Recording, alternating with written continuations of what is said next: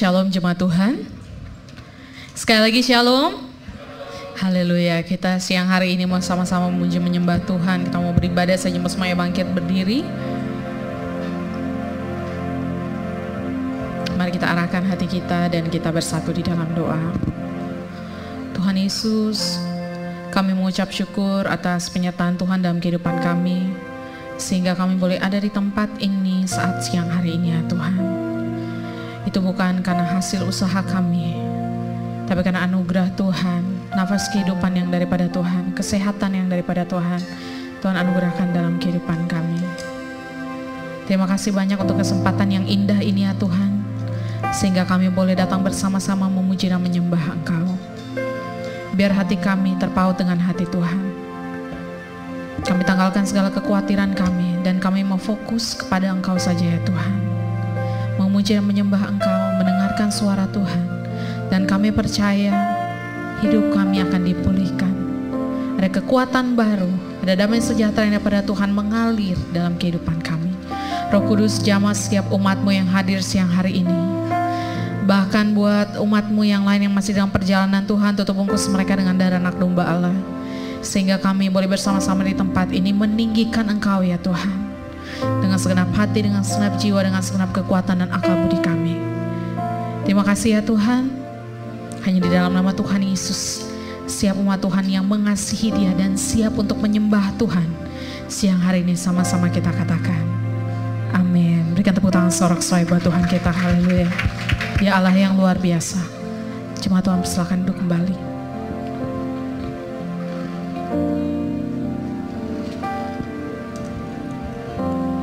Ku hidup karena anugerah-Mu.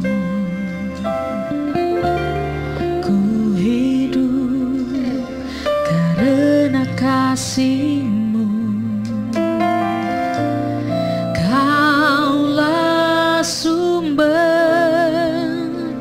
kehidupanku. Katakan, ku hidup untuk menyembah-Mu.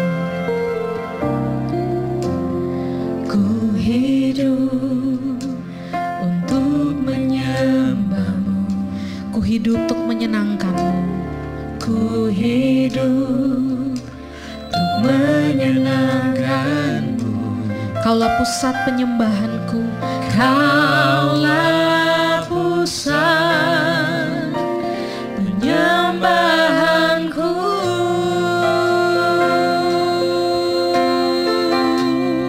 Kau yang layak.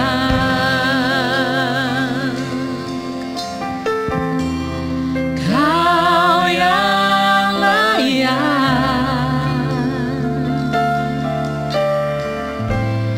Kau layak disembah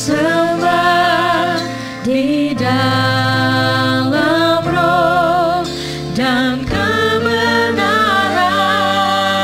Katakan, Kau yang layak. Kau yang layak.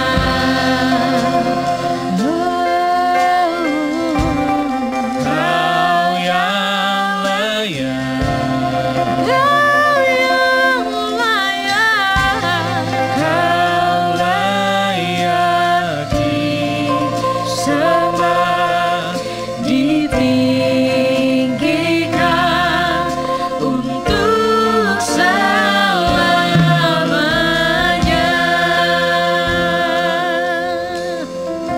Engkau yang mengasihi Dia lebih lagi. Angkat suaramu, sama-sama kita katakan. Ku hidup karena anugerah-Mu. Ku hidup karena kasih-Mu. Kaulah sumber kehidupanku.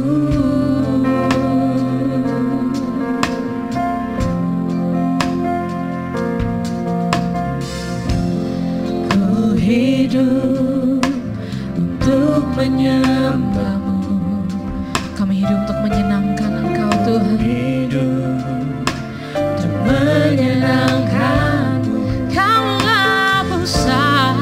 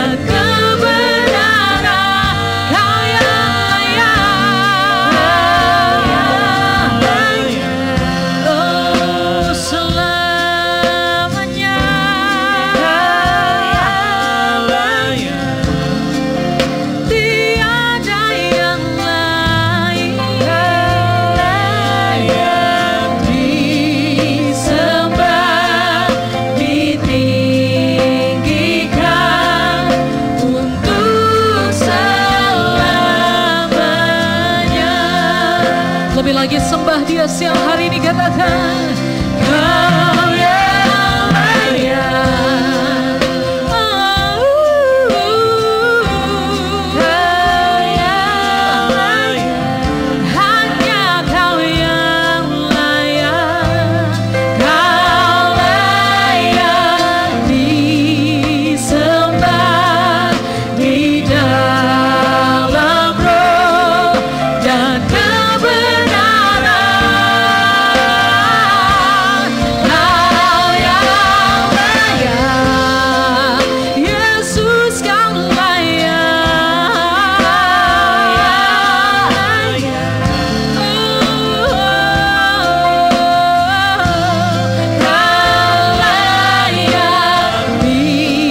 Disembah, ditinggikan untuk selamanya.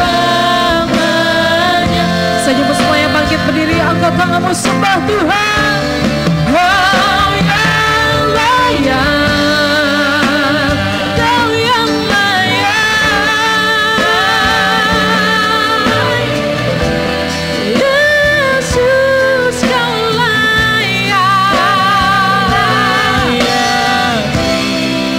Sembah di dalam roh dan kebenaran. Kau yang layak.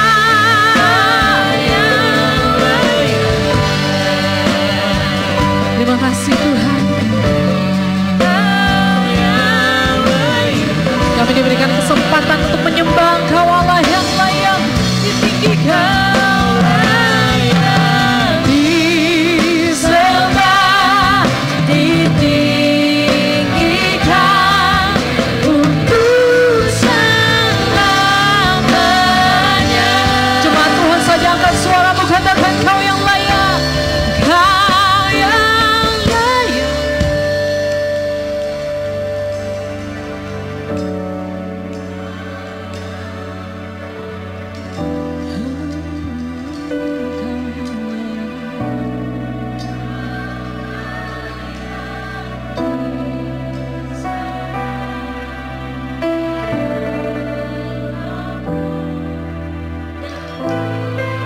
Engkau yang mau sembah Tuhan, mari angkat kedua tanganmu di hadapan Tuhan. Katakan Kau layak. Kau yang layak.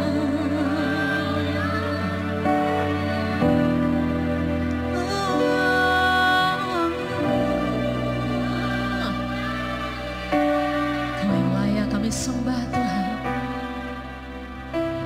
Kau yang layak kami muliakan.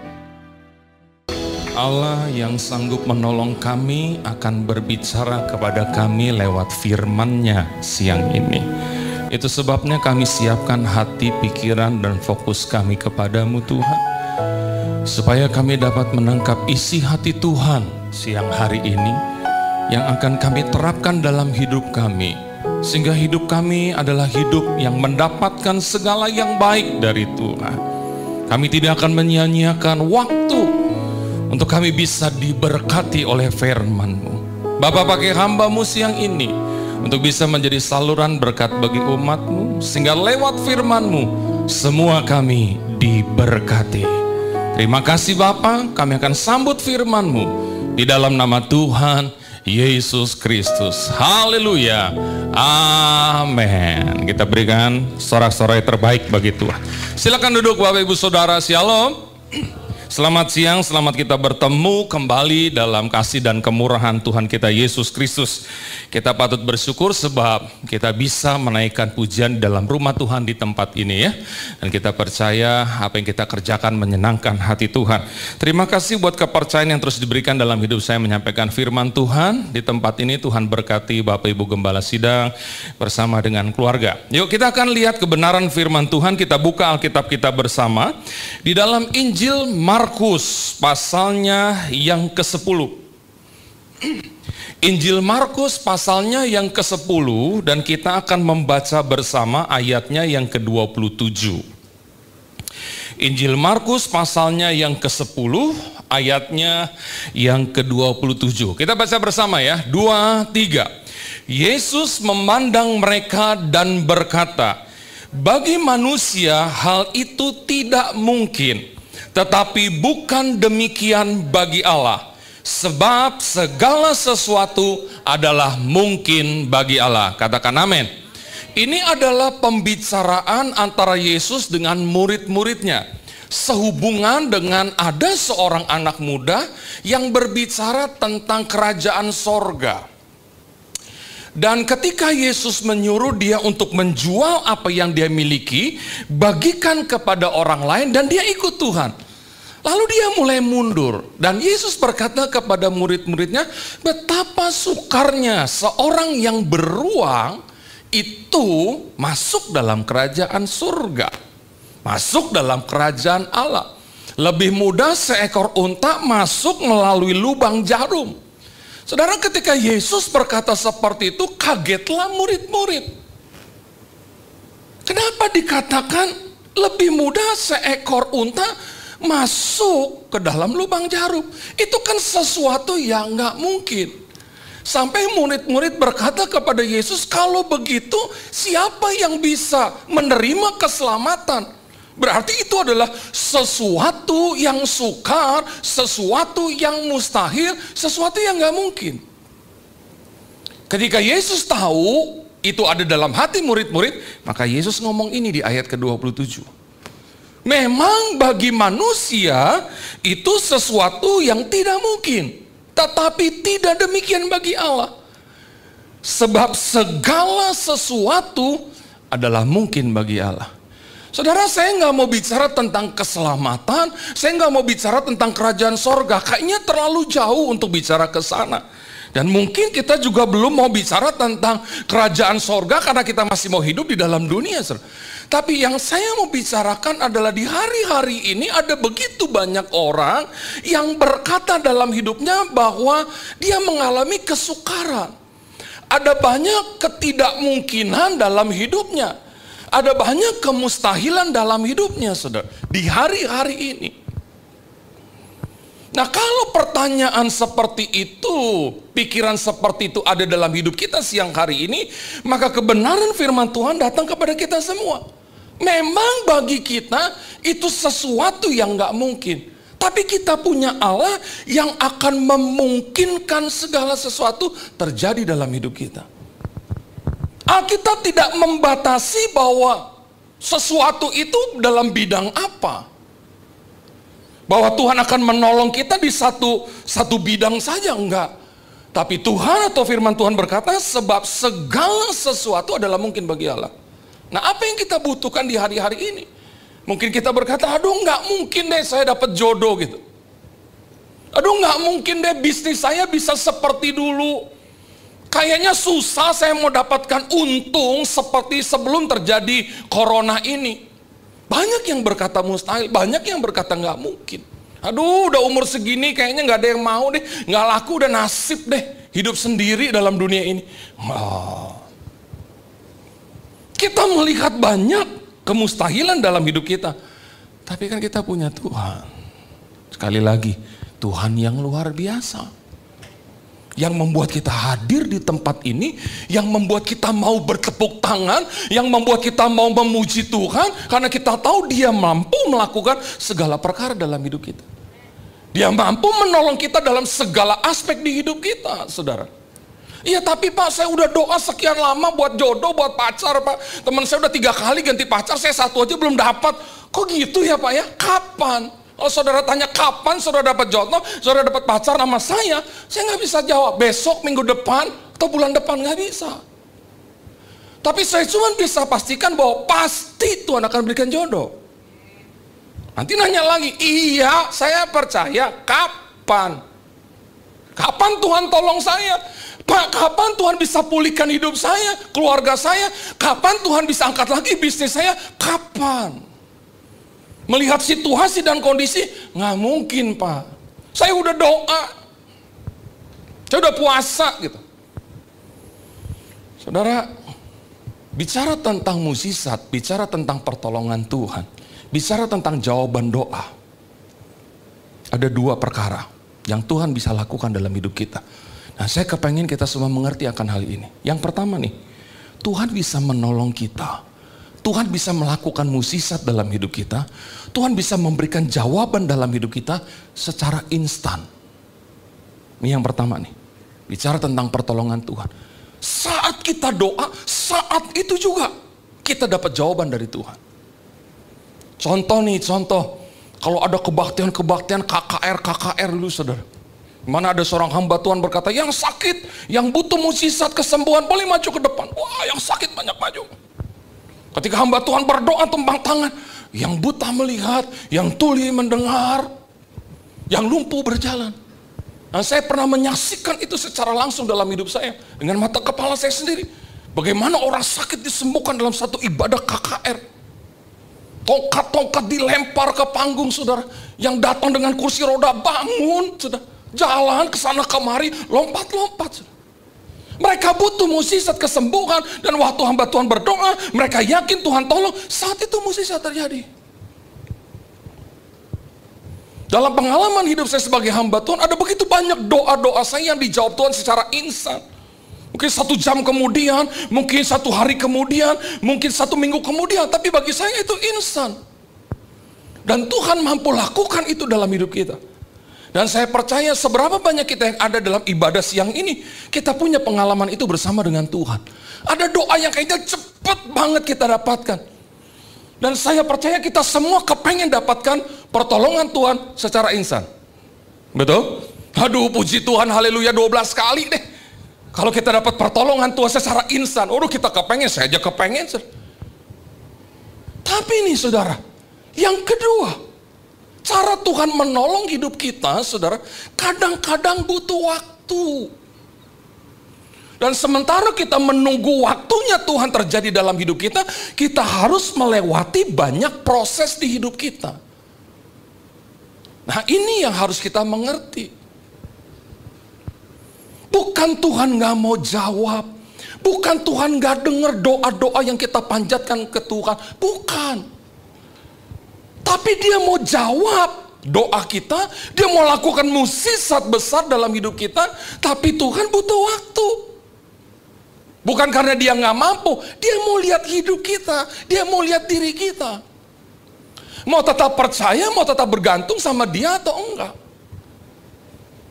Dan Tuhan mau kita melewati banyak proses, untuk apa? Untuk mendewasakan kita.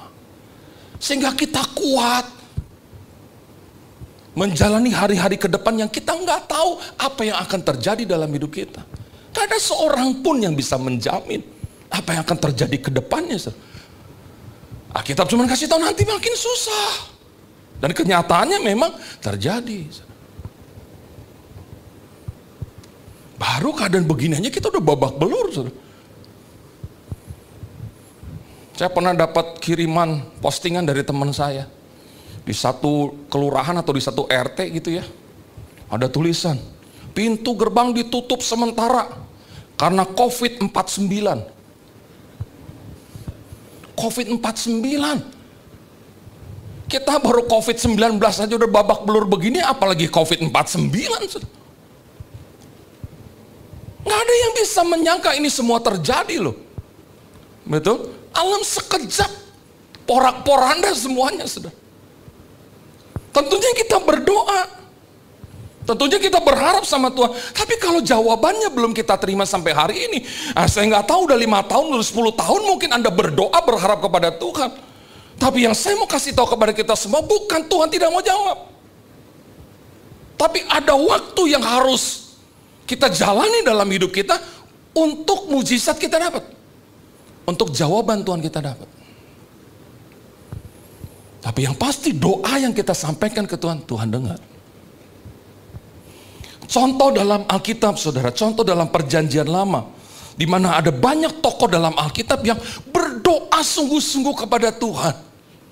Tapi jawaban Tuhan tidak terjadi secara langsung dalam hidup mereka. Contohnya ada seorang tokoh wanita yang bernama Hana. Dia doa minta apa? Minta anak sama Tuhan.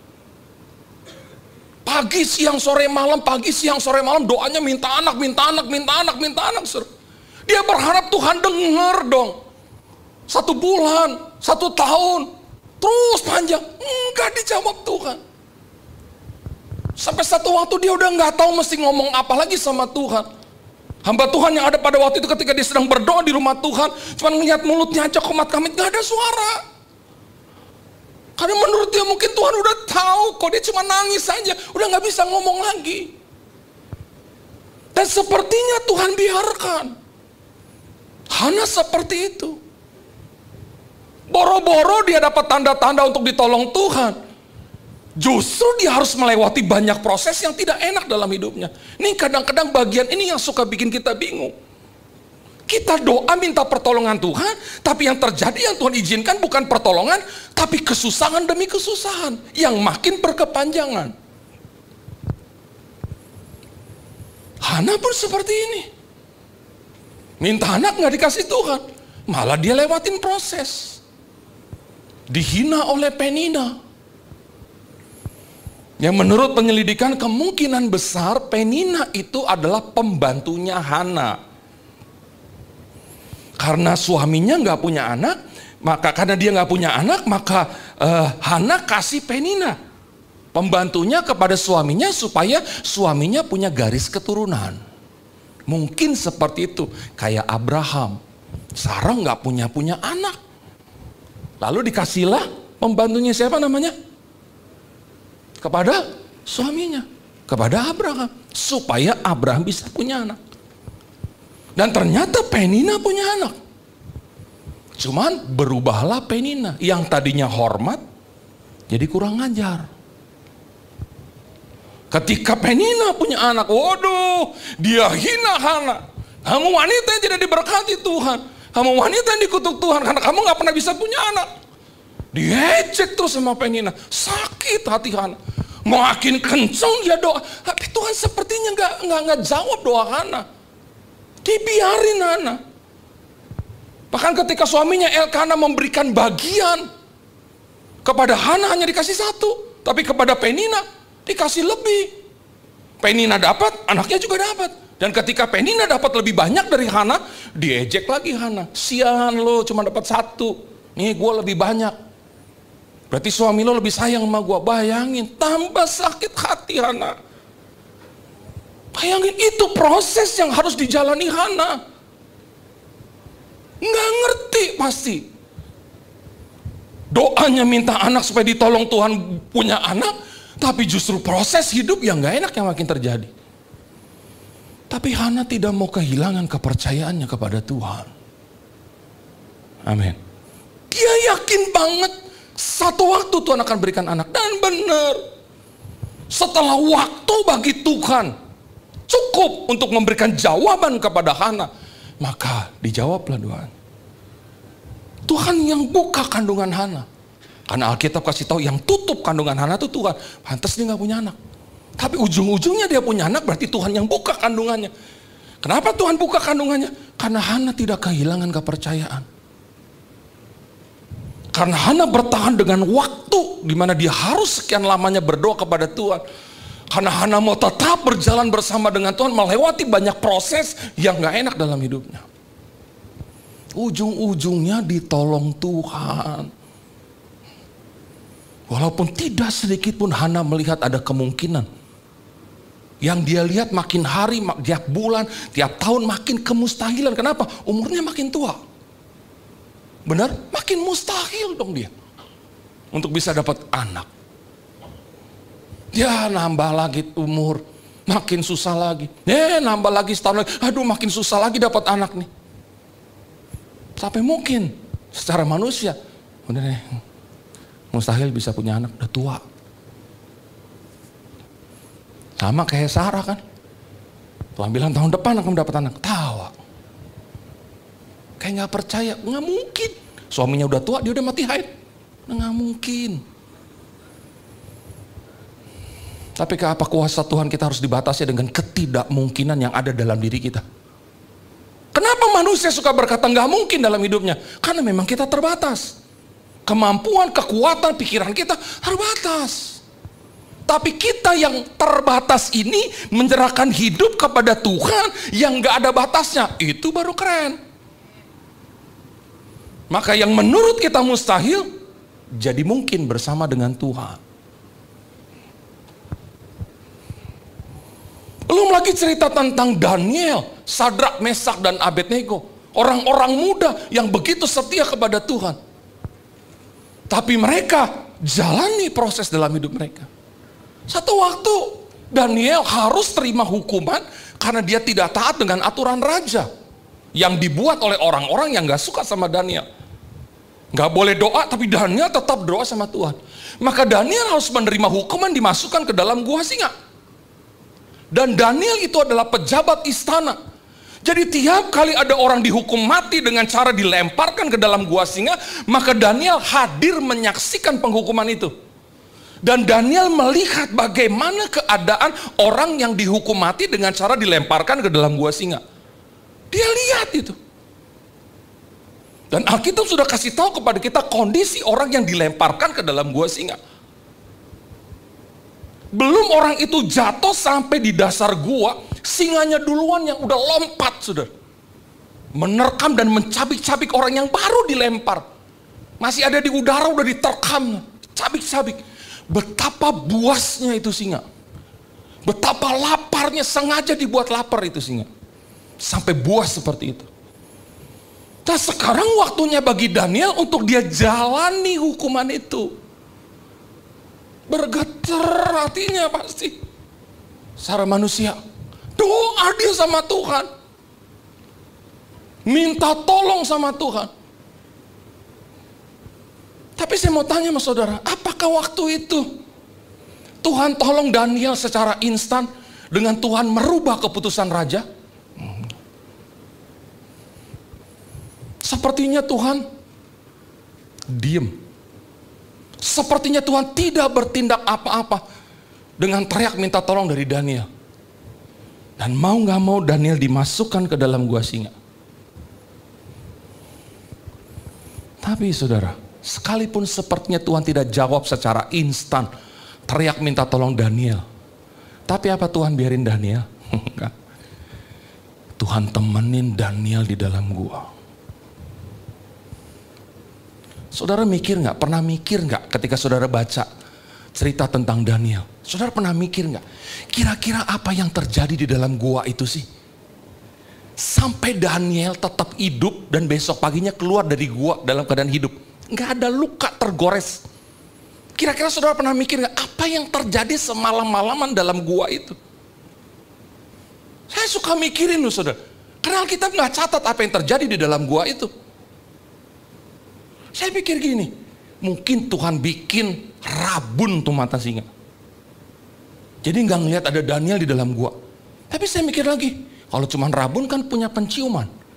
Kadang-kadang penciuman hewan lebih tajam. Pasti dia akan lihat nih, ada bau manusia nih. Pasti dia akan kejar. Atau mungkin juga Tuhan ilangin penciuman dari singa itu. Ataupun kalau enggak, Tuhan bikin singa itu jadi kenyang, sekenyang-kenyangnya jadi mager. Malas gerak gitu. Dia lihat ada orang, ada manusia, tapi karena dia kenyang gitu, dia mager, malas gerak. Dia biarin Daniel. Saya mungkin pikir gitu. Atau singanya tetap lapar, tapi ketika dia mau deketin Daniel, dia mau gigit, giginya dimasukin, taringnya dimasukin sama Tuhan, ditarik ke dalam. Jadi bukannya cuma gigit, tapi diemut-emut doang. Waktu dia mau cakar Daniel, cakarnya dimasukin. Jadi bukannya dicakar, tapi kayak dielus-elus gitu. Itu sempat saya pikirin dalam hidup saya. Karena Alkitab tidak catat apa yang terjadi di dalam gua semalam-malaman. Ini yang Alkitab tadi bilang, Markus 10 ayat 27. Sebab segala sesuatu adalah mungkin bagi Allah. Maka nggak salah kalau saudara setia kepada Tuhan. Saudara datang ke rumah Tuhan tiap hari Minggu. Saudara berdoa, saudara memberikan yang terbaik buat Tuhan. Nggak ada yang sia-sia. Dia akan membuat segala sesuatu jadi mungkin dalam hidup kita. Sekalipun yang kita lihat sekarang adalah kemustahilan. Ayo saudara, jalani proses. Daniel juga jalanin proses, masuk. Sadrak, Mesak, Abednego, 3 pemuda yang setia kepada Tuhan, jalanin proses. Saya pernah tayangkan videonya di sini, saudara. Ketika Sadrak, Mesak, Abednego harus dimasukkan ke dalam dapur api? Oh, mereka teriak-teriak, diikat, teriak-teriak, Tuhan, Kak, tolong, please help me. Doa, sudah, teriak. Tapi apa Tuhan tolong mereka secara instan? Dengan merubah keputusan raja? Enggak. Apa Tuhan siram air dari surga mematikan dapur api itu? Enggak. Tetap Sadrak, Mesak, Abednego masuk ke dalam dapur api. Sepertinya Tuhan tidak bertindak apa-apa waktu mereka sedang diikat dan dibawa masuk ke dalam dapur api. Tapi Tuhan ada di dalam dapur api. Sampai raja bilang, bukankah 3 orang yang kita masukkan ke dalam dapur api? Tapi kenapa sekarang aku melihat di dalam dapur api itu ada 4 orang? Dan orang yang keempat mukanya seperti dewa, kata raja. Berarti Tuhan ada bersama Sadrak, Mesak, Abednego di dalam dapur api. Amin. Dan Tuhan juga ada bersama dengan kita dalam setiap permasalahan, pergumulan dalam hidup kita. Yang menurut kita seolah-olah Tuhan diam, tidak melakukan sesuatu dalam hidup kita. Tapi bukan berarti dia tidak peduli. Dia peduli banget sama kita. Bagaimana dengan keadaan hidup di dalam perjanjian baru? Yuk kita lihat. Kita buka Alkitab kita bersama, ada satu hal yang luar biasa, saudara. Di dalam Yohanes pasal 11 kita akan membaca ayat pertama. Cerita tentang Lazarus yang dibangkitkan. Coba kita buka Alkitab kita bersama. Di dalam Yohanes pasalnya yang ke-11, kita lihat ayat yang pertama. Perikopnya berjudul Lazarus dibangkitkan. Ini contoh dalam perjanjian baru. Tadi perjanjian lama, sekarang perjanjian baru yang bicara tentang pertolongan Tuhan. Yang tidak dilakukan secara instan, tapi butuh waktu. Setiap mereka harus jalanin prosesnya. Ayat 1. Ada seorang yang sedang sakit. Perhatikan, sakit. Namanya Lazarus. Catat ya. Lazarus sakit, belum mati, masih hidup. Ia tinggal di Betania, kampung Maria dan adiknya Marta. Maria ialah perempuan yang pernah meminyaki kaki Tuhan dengan minyak mur dan menyekanya dengan rambutnya. Ayat 3. Dan Lazarus yang sakit itu adalah saudaranya. Kedua perempuan itu mengirim kabar kepada Yesus. Tuhan, dia yang engkau kasihi sakit. Ayat 4. Ketika Yesus mendengar kabar itu, ia berkata, penyakit itu tidak akan membawa kematian, tetapi akan menyatakan kemuliaan Allah. Sebab oleh penyakit itu anak Allah akan dimuliakan. Ayat 5. Yesus memang mengasihi Marta dan kakaknya dan Lazarus. Ayat 6.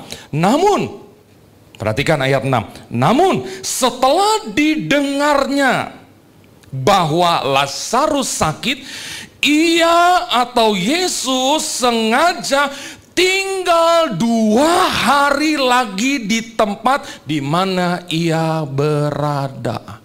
Perhatikan Alkitab bahasa Indonesia yang kita pakai, ada kata ia sengaja. Waktu sebelum sekolah Alkitab saya baca ayat ini saya nggak bisa terima. Kenapa Yesus sengaja? Udah dimintain tolong, tapi nggak mau tolong, malah sengaja. Saudara, nggak enak banget kalau kita jadi keluarga Maria dan Marta. Ketika pesuruhnya datang, udah disampaikan belum ke Yesus? Udah, kok nggak datang-datang? Siang nggak datang, sore nggak datang, sampai malam nggak datang, sampai besok pagi ditunggu nggak datang. Karena apa? Ketika Yesus dengar, Yesus sengaja tinggal 2 hari lagi, nggak bisa diterima. Maunya Maria dan Marta, Yesus cepat dong datang. Maria dan Marta tahu Yesus begitu mengasihi Lazarus. Yang ada di dalam pikiran mereka adalah Yesus segera datang, karena Yesus sayang sama Lazarus. Udah dikasih tahu, kritis. Malah sengaja. Saudara. Kesalnya Marta dan Maria kita bisa tahu dong. Kalau Anda sebagai orang tua nyuruh sama anak, ayo makan, dia sengaja malah main keluar rumah. Soalnya 2 kali lipat, bener gak?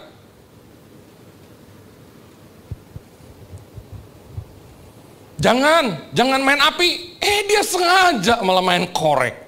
Kesel tuh kita. Yesus sengaja. Dan setelah dia sengaja tinggal 2 hari lagi, baru dia datang. Ayo kita ke rumah Maria dan Marta. Jalan. Saudara, mungkin ada kabar yang sudah disampaikan dan didengar oleh murid-muridnya.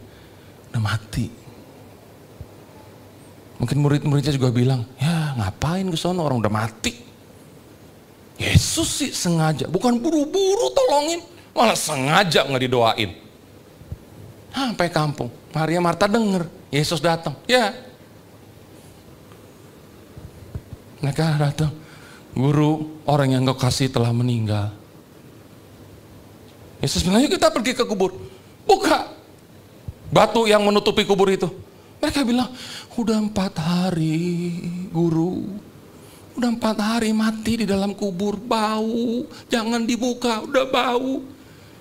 Kamu percaya nggak akan ada kebangkitan? Aku percaya, tapi kebangkitan yang nanti di akhir-akhir zaman. Enggak, sekarang. Bagi mereka udah nggak mungkin, jangan dibuka, udah bau. Udah 4 hari dalam kubur, udah nggak mungkin. Mau ngapain lagi Yesus tumpang tangan? Udah mati, mestinya yang 2 hari sebelumnya. Tapi apakah kuasa Tuhan harus dibatasi dengan hal seperti itu? Ini lebih gak mungkin lagi loh, udah 4 hari. Makanya kadang-kadang kalau ada orang yang meninggal tuh, bawa ke rumah sakit, tunggu dulu. Dokter gak mau buru-buru bikin surat kematian. Karena bisa mati suri, beberapa jam, 3 jam bisa bangkit lagi, bangun lagi. Tapi ini udah 4 hari. Udah bau. Tapi Yesus tinggal ngomong, Lazarus keluar. Keluar Lazarus.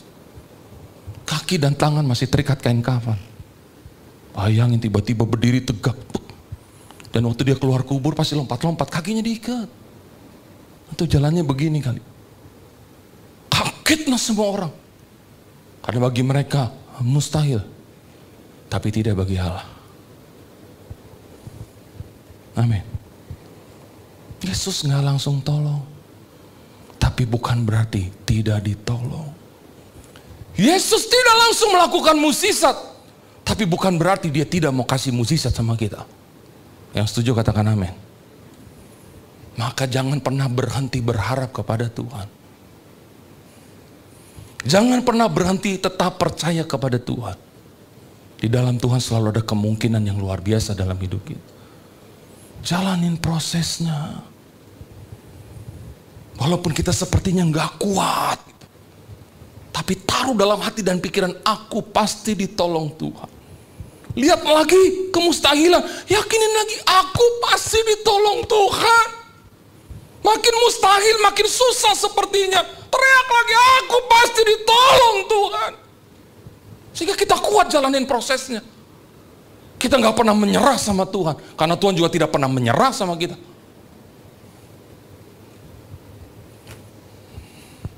Ini yang saya mau katakan, ada banyak kemustahilan dalam hidup kita di hari-hari ini. Bahkan di sekitar kita, mungkin orang tua kita, mungkin suami kita berkata, susah mah, nggak bisa lagi deh. Udah pasrah aja sama Tuhan. Oh, kita harus fight, ada Tuhan bersama dengan kita. Haleluya, saudara. Tetap percaya, tetap bertahan. Tetap andalkan Tuhan, tetap terkoneksi dengan Tuhan. Nyanyi makin sungguh-sungguh, doa makin kuat, berharap terus sama Tuhan, buang segala sesuatu yang menyakiti hati Tuhan, berusaha hidup menyenangkan hati Tuhan, supaya kita dapat cepat mukjizat dari Tuhan, supaya jawaban itu kita cepat terima dalam hidup kita. Waktunya kita sungguh-sungguh dengan Tuhan. Jangan kita udah punya kelemahan, kita udah punya kekurangan, kita suka bikin dosa sama Tuhan, kita juga asal-asalan. Aduh, gimana kita mau dapat mukjizat dari Tuhan? Ada seorang anak muda yang sepertinya udah gak punya masa depan. Hidupnya bejat. Waktu dia sukses, tiap dia tutup toko saudara, 100 sampai 150 juta tuh udah di kantong di tasnya. Saudara. Bayangin, tiap dia tutup toko tiap hari, tuh di kantongnya ratusan juta. Udah ke diskotik, ke dunia malam, cari wanita. Sampai satu waktu dia kena tipu. Dia harus bayar sekian jumlah uang yang cukup besar. Dia nggak tahu harus bayar pakai apa. Dikejar sama orang. Cuma dua, lu bayar atau lu masuk penjara.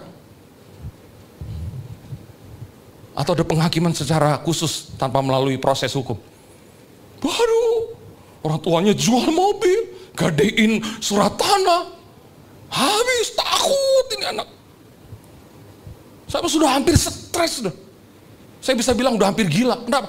Tiap dia lagi mandi tiba-tiba ada suara. Lu mau mati masuk mana lu? Neraka lu. Lu mati mau jadi apa lu? Mau begitu. Sampai kadang-kadang dia pukul kaca. Dia keluar dengan telanjang dari kamar mandi karena didengar suara itu dia teriak-teriak. Dia hancurin barang di rumah. Orang tuanya ketakutan. Jika orang tuanya telepon saya, Pak Yofi, tolong Pak, ini tolong Pak. Saya cuma bilang, kamu nggak boleh gitu. Ada Tuhan. Ada Yesus. Ayo doa. Iya om. Ada suara om. Nggak ada Tuhan. Tapi dia ngomong nggak ada masa depan om. Aku nggak tahu mau jadi apa. Aku udah nyusahin orang tua. Udah gitu sudah. Saya takut dibunuh diri aja sudah. Tapi saya terus mepet, saya ingetin ada Tuhan, ada Yesus. Saya bawa dia masuk ke gereja, saya suruh dia bantu pelayanan. Ayo terima tamu, cuma bagiin warta jemaat gak apa-apa. Ayo dekat sama Tuhan. Dia bawa hidupnya dekat sama Tuhan. Dia jalanin prosesnya. Dia coba buka usaha, bangkrut. Nggak ada yang beli, bangkrut, tutup. Aduh Pak Yofi bagaimana? Saya percaya pasti nanti satu waktu Tuhan tolong. Percaya, setia, jalanin prosesnya. Jangan lari dari protes. Udah dia lagi susah, pacarnya tinggalin dia lagi, saudara. Sampai datang lagi sama saya tuh pacarnya tinggalin saya, Pak, karena dia bilang gak ada masa depan sama saya. Sampai keluarga pacarnya bilang, kalau orang udah susah, udah gak punya masa depan, tinggal. Ngapain lu hidup sama dia? Diputusin, saudara, sama pacarnya. Dia sayang banget sama pacarnya, tapi ketika dia jatuh ditinggalin. Saya bilang, Tuhan punya banyak stok. Percaya, terus bertahan, jalin proses. Bikin dia nyesal ninggalin kamu. Ayo, ada Tuhan. Jalanin proses. Dikit, sedikit, terus naik. 26 tahun udah naik Alphard. 27 tahun, 28 tahun beli rumah di satu daerah yang mahal harganya. Dia bangun 3 lantai. Umur 30 dia buka cabang lagi di tempat usahanya. Diberkati Tuhan sampai hari ini. Karena apa? Dia tidak mau kehilangan pengharapannya kepada Tuhan. Sekalipun yang dia lihat, yang dia jalani adalah proses yang menuju ke bawah. Usaha sama pacarnya bangkrut. Begitu dia susah, pacarnya ninggalin dia. Tapi dia bertahan. Dia bawa hidupnya dekat sama Tuhan.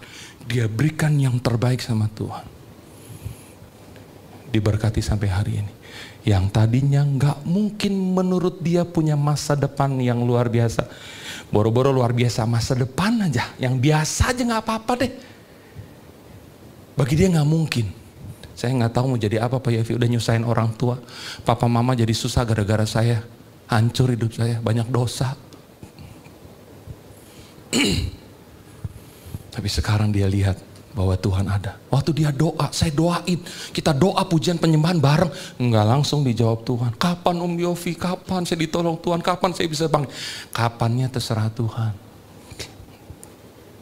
Tapi tetap percaya sama Tuhan. Ditolong Tuhan.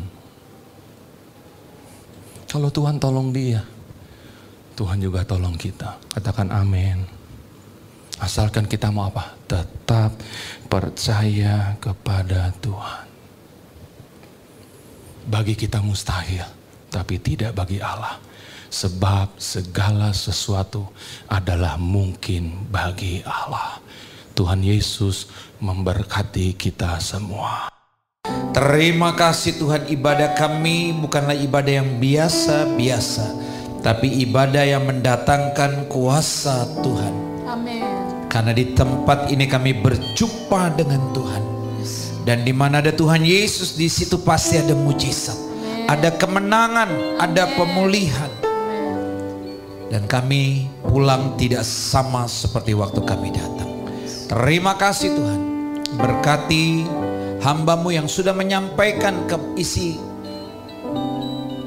hati-Mu di tempat ini, yang sudah menyampaikan kebenaran firman Tuhan. Berkati hamba-Mu Pastor Yofi Hendiawan, kesehatannya, keluarganya, pelayanannya Tuhan berkati. Berkati juga tim yang sudah melayani. Kami percaya jerih payah kami melayani Tuhan tidak akan pernah kembali dengan sia-sia. Terima kasih untuk gereja kami di tempat ini Tuhan. Terima kasih untuk waktu dan kesempatan yang Tuhan masih berikan untuk kami boleh bersekutu dengan Tuhan di tempat ini. Berkati juga Hotel Ciputra, Mall Ciputra, berkati tempat ini. Terima kasih Tuhan. Dan sebentar kami akan meninggalkan tempat ini. Sebelum kami pulang dan meninggalkan tempat ini, kami rindu kembali kami diberkati. Karena kami percaya berkat-berkat yang kami terima semua datangnya dari Tuhan. Karena itu saudara yang dikasih Tuhan, mari arahkanlah mata hatimu, angkatlah kedua belah tanganmu tinggi di atas kepala. Katakan amin dengan iman percaya. Ketika saudara mendengar, saudara diberkati. Diberkatilah keluar masukmu, diberkatilah kesehatanmu, diberkatilah keluargamu, diberkatilah studi, pekerjaan, usaha, toko dan keuanganmu. Apapun yang kau kerjakan dengan tanganmu di tahun 2020 ini, Tuhan tetap membuatnya berhasil. Engkau tetap naik bukannya turun, menjadi kepala bukan ekor, hidup dalam kemenangan. Bahkan kemanapun kakimu melangkah, berkat Tuhan menyertai. Apapun yang kau minta kepada Bapa yang baik di tahun 2020 ini, Bapa yang baik akan selalu memberikan yang terbaik. Karena itu sekarang terimalah berkat-berkat yang luar biasa ini daripada Allah Bapa. Cinta kasih yang sempurna dari Tuhan kita Yesus Kristus, persekutuan dengan Roh Kudus yang menuntun, memimpin, menolong kita mulai saat ini sampai Ia datang pada kali yang kedua, menjemput kita, keluarga kita, keluarga besar kita di awan-awan kemuliaan. Kita yang sudah diberkati, sama-sama katakan amin. Tuhan Yesus memberkati. Selamat hari Minggu. Shalom jemaat Tuhan. Mari sama-sama menyembah Tuhan di ibadah online pukul 7 pagi. Bagi jemaat Tuhan yang rindu memberikan persembahan dan perpuluhan, bisa melalui bank transfer ke rekening BCA dengan nomor 466700008 atas nama Paulus T. Supit. Dan jangan lupa untuk like, subscribe, dan share channel YouTube ini ya. Tuhan Yesus memberkati.